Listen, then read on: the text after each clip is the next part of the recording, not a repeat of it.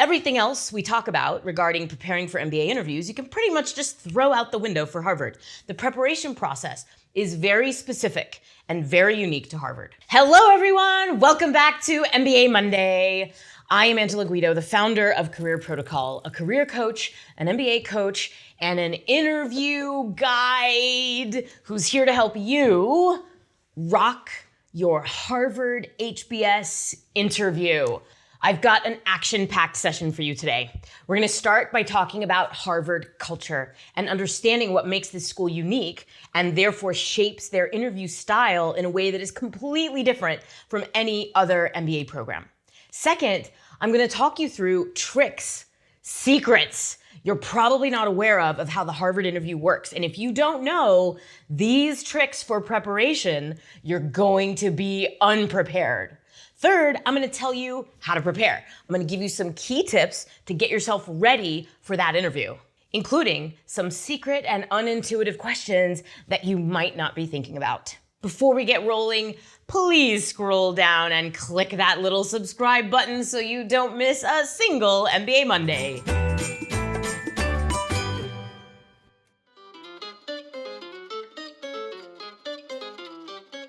All right. When you're preparing for any interview, the very most important thing you can do first is understand who you're talking to. Understand the company, or in this case, the school that you've applied to that is going to be scrutinizing your candidacy for fit with their company, or in this case, program. So we have to start with some deep insights into what makes the Harvard MBA a unique experience, the challenges that its students are subject to, and therefore to understand how the admissions committee is approaching the interview itself so that they can screen out the very best candidates and take only the people who are going to do well at Harvard and be happy there. Very importantly, that is not everyone. So if you think about how the Harvard MBA works, I'll give you a summary of your first year at Harvard. You're gonna be sitting in the same chair, in the same room, with the same 89 other people in your section every day with no change. The only thing that changes is that the professors will come in and out for the various classroom discussions that you're going to have that constitute your forced first-year curriculum over which you have no control and no choice. On top of that, the vast majority of your grades and the classroom model of learning at Harvard is the case method. Now, you've probably heard of the case method, but really think about what this means.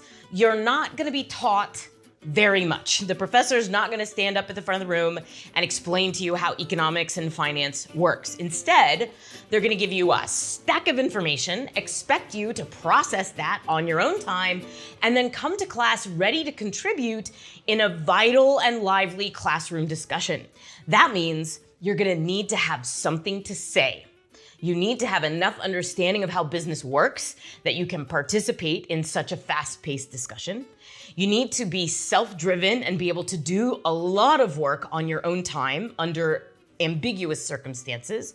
And you need to be ready to fight to get your opinion heard in that room of 90 people, all of whom are ambitious and accomplished. So the bottom line is, the Harvard classroom experience is student-driven.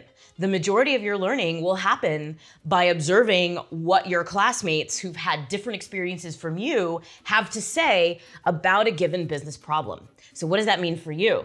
That means that you also need to bring a valuable perspective that can teach your fellow classmates based on your own experiences.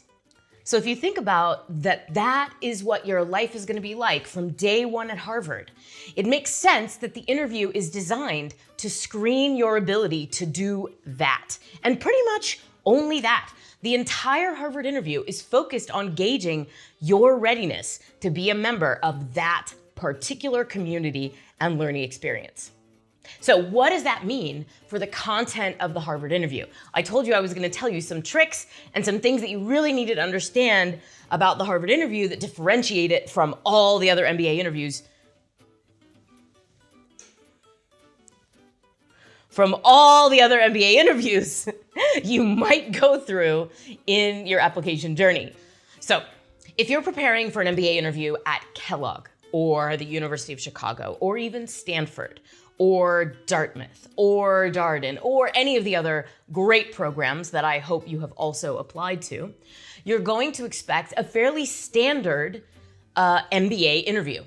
It begins with a walk me through your resume. It includes questions about your goals and why you want to go to that program. There will likely be one or more behavioral questions. Tell me about a time you led a team. Tell me about a time you overcame a challenge. And then at the end, there will be the chance for you to ask questions of the interviewer. What do you like about this program? What do you wish you had known before you started your own MBA at this school? Guess what? The Harvard MBA interview will have none of those questions. There's no walk me through. There are no behavioral questions. There's no time at the end to ask the interviewer questions about their experience or about the Harvard MBA. The entire interview is focused like a laser on you and your own experiences. They are trying to gauge your ability to express yourself concisely, clearly, and compellingly while talking about yourself, your experiences, and what you know. This means that the person interviewing you will have read your entire application. They will have gone through it with a fine-tooth comb. They will have probably even done some additional research. If you reference articles that you've written or organizations that you've led, they will have Googled that. They will be asking detailed, specific questions about your domain of authority so that they can ascertain how ready you are to represent that domain in the classroom. So, everything else we talk about regarding preparing for MBA interviews, you can pretty much just throw out the window for Harvard. The preparation process is very specific and very unique to Harvard. Are you ready to prepare for your Harvard interview? Let's get to it. So the first thing you want to do is you want to take the PDF printout of your entire application and you want to go through it from top to bottom wearing an admissions committee hat. So imagine that that application is not you.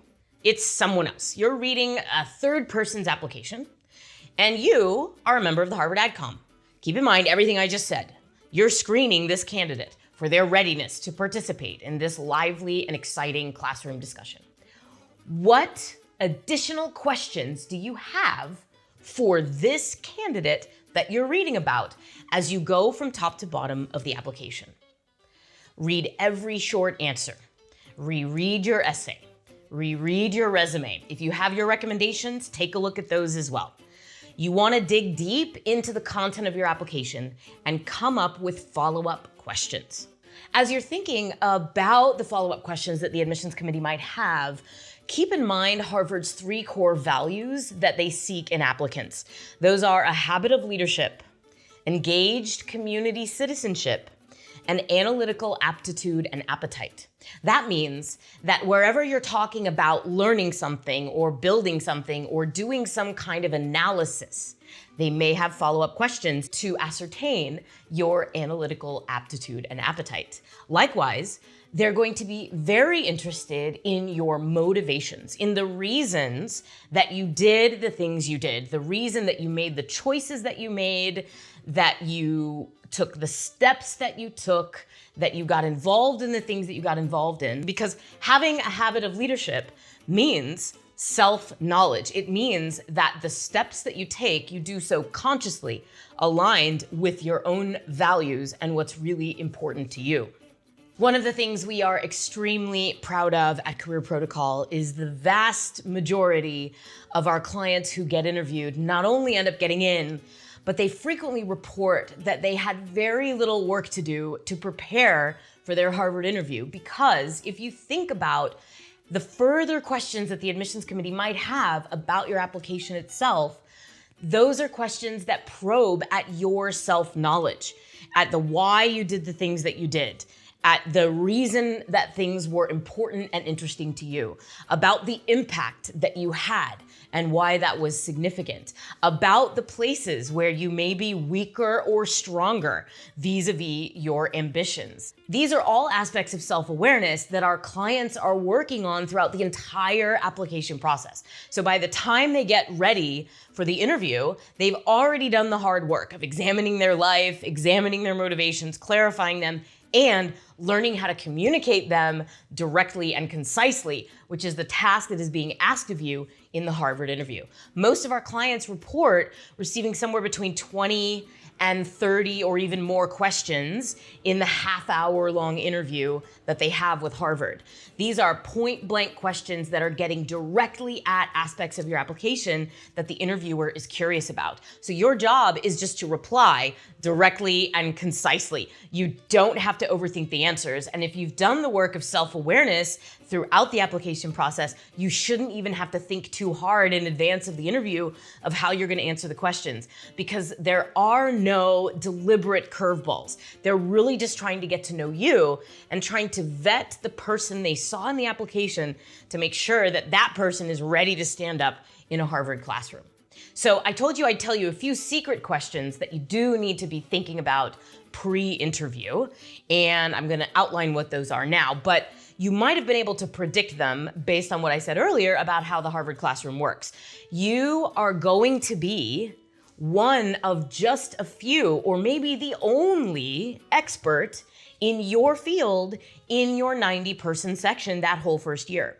So if you're coming from the automotive industry, you're gonna have to represent the automotive industry in case discussions that touch on any aspects that have to do with regulations, production, strategy, finance in the automotive industry. You will be the person representing that knowledge base for all of your classmates. And at most, there will be 2 or 3 or 4 other people who share that expertise. So that's a heavy burden to bear. If your classmates are gonna get any inside information about your domain, it's gonna have to come from you. So the school, the AdCom, is looking to understand if you're ready to represent your knowledge base, your authority, and your expertise at the level of a Harvard classroom. First thing you want to do is think about, given your resume, given the companies you've worked at, given your track record to date, what are the areas of expertise that you could reasonably be expected to have? Think in terms of industry and function. And then take some time to think about, what do I know and what don't I know with respect to my domain? You will get questions about things that they expect you to know. For example, if you work in investment bank, if you work in finance, investment banking, or private equity, they might ask you to explain how a DCF model works to me in lay terms. Or they might ask you, how do you value a startup corporation versus one that is in its 10th year and has 10,000 employees? What are the different dynamics of valuing companies at that different level? If you're in the field of finance, you should have a point of view. You should have an opinion about those things. They may ask you things that are around the edges of your expertise, things that you don't necessarily really know about.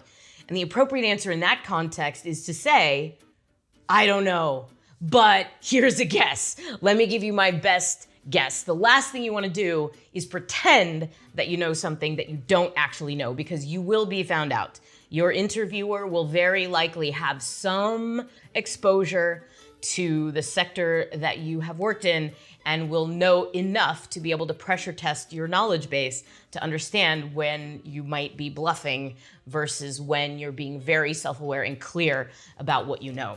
Another kind of question that comes up a lot are questions about how you consume information, what you read, how do you form intelligent opinions and knowledge and expertise about your space. So what are you reading? Or what are your news outlets? Or how do you stay on top of your industry? Questions like that. So the majority of the questions in the Harvard interview are going to really focus specifically on you and what you've already said in the application or what's already been said about you by your recommenders. The second set of questions you need to be thinking about are questions that test you in your domain knowledge and expertise. That last set of questions tends to strike terror in the heart of applicants. But keep in mind, you only know what you know and you don't know what you don't know. So just be ready to talk about yourself and what you know. And if you've done the application process right, you should already be ready to do that. In fact, for the very strongest candidates, very little preparation is required for the Harvard interview because you are already a subject matter expert on yourself and the industry and function that you represent. That doesn't mean you shouldn't take the time to go through the steps I just described, but if you've already gotten that interview to Harvard, chances are you're already pretty ready. By the way, if you want more insights into how to ace your Harvard interview, your MBA interview, or any job interview you have on the horizon, click the link below to sign up for our interview masterclass. It's much more detailed information on how to get yourself ready for any interview. In this masterclass, we talk about the psychology of the interviewer and how you can take advantage of that to build a great connection from the beginning of the conversation. I go through the 6 major question types that will appear in any interview and frameworks to prepare for each of them. And finally, we'll cover interview mindsets that will allow you to maintain your confidence before, during, and after any interview. Check it out, link below. I am wishing you the very best of luck. I'll see you next week on MBA Monday. I thought you were going to say interview God. I couldn't come up with the right word. Guru was right there, but I was like, no, not guru. Interview God. Interview goddess. Guide. I said guide, right? That works. Guide. We don't have to redo that. That was fine. Very close to God.